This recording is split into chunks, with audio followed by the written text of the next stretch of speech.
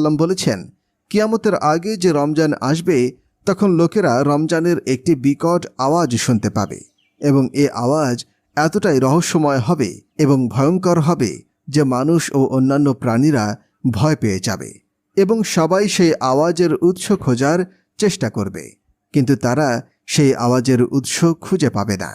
সেই রমজানের পর থেকেই মানুষ তাদের ঘরের মধ্যে 1 বছরের খাবার জমা করা শুরু করবে, কারণ সেই আওয়াজের পর জমিনে ফসল হবে না এবং মানুষ অনাহারে থাকবে, ব্যাপক দুর্ভিক্ষ দেখা দেবে।